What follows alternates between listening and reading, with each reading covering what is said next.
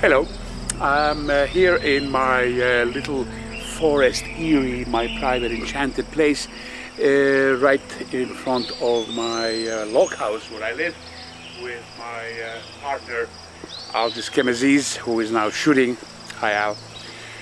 So I'm here today to announce a launch of my new book in Toronto as part of the TINARS. This is not a reading series.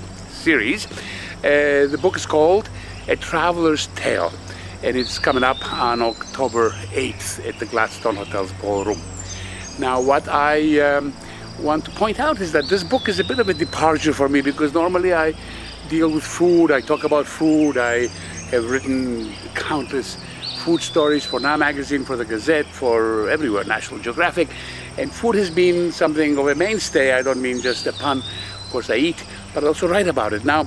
And the thing is, this book is not about food specifically, it's about money. And money, let's face it, buys food, but that's beside the point.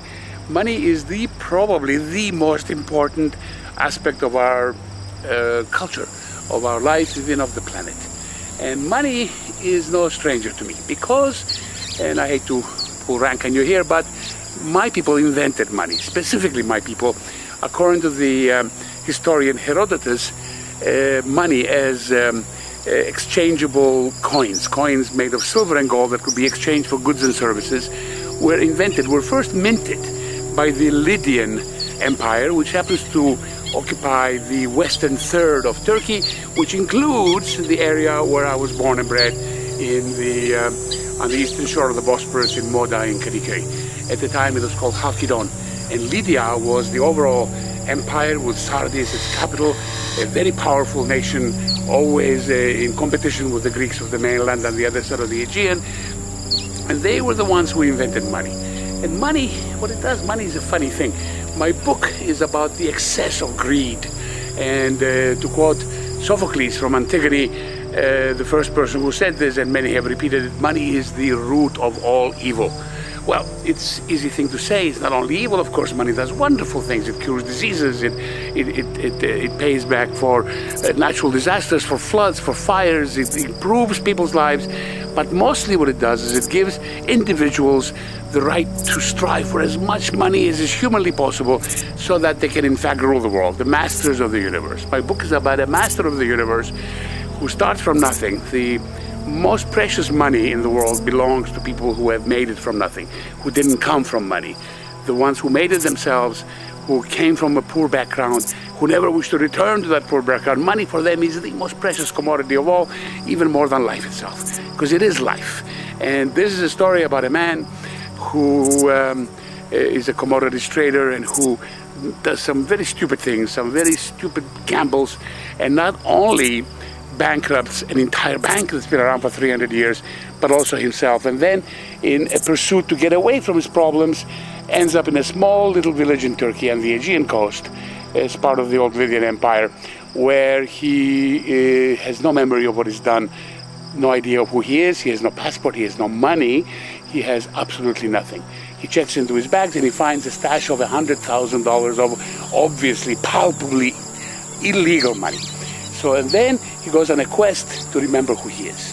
Along the way, he meets a beautiful creature. I mean, one of those ethereal people who is able to transform herself into different shapes, into different colors, and different hairstyles, who actually levitates and flies and dances like the wind, who helps him to find out who he is, and in the process falls in love with him.